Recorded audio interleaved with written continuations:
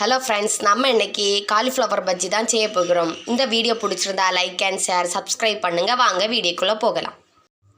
காலிஃப்ளவருக்கு மேலே இருக்க தொலியெல்லாம் உரித்து எடுக்கணும்.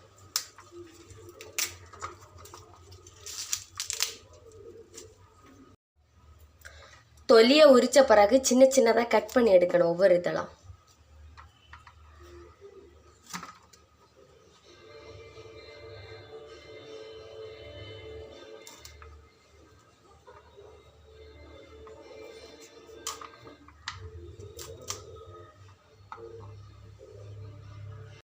கட் பண்ண பிறகு கொஞ்சம் உப்பு, கொஞ்சம் மஞ்சள் பொடி போட்டு கொதிக்க விட்ட தண்ணீரை போட்டு எடுக்கணும்.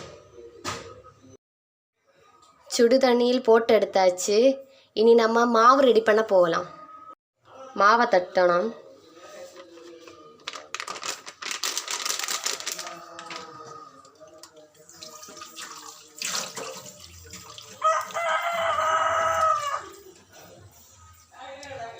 ஒரு கிளாஸ் தண்ணி ஊற்றணும்.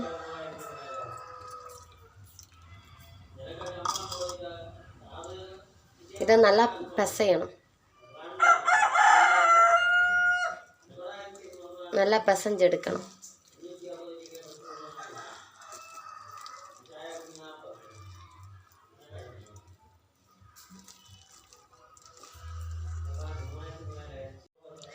இன்றைக்கி நம்ம பஜ்ஜி செய்யக்கு சக்தி பஜ்ஜி மாவாக யூஸ் பண்ண போகிறோம். இது இன்றைக்கி நான் புதுசாக தான் ட்ரை பண்ணுதேன். எப்படி இருக்குன்னு பார்க்கலான்னு சொல்லிட்டு மாவு பிசைஞ்சு முடிஞ்சாச்சு. பஜ்ஜி சுட போகலாம். கடாய் வச்சு எண்ணெய் ஊற்றவும்.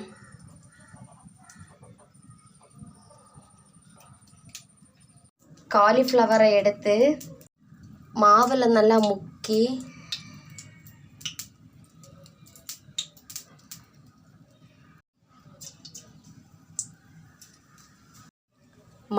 முக்கி எடுத்து எண்ணெயில் போட்டு பொரிக்கவும்.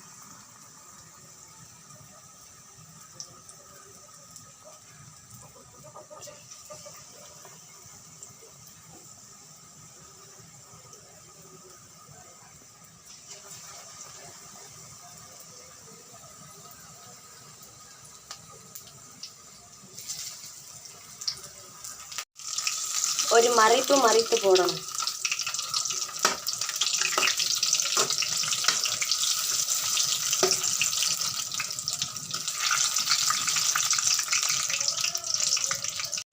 Bajji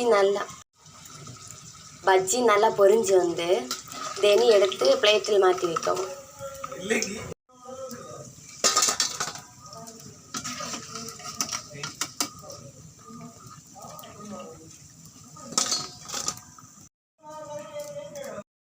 cauliflower bajji ready.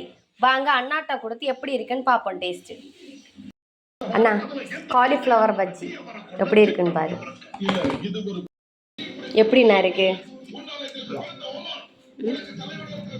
எப்படி இருக்கு டேஸ்ட் சொல்லு.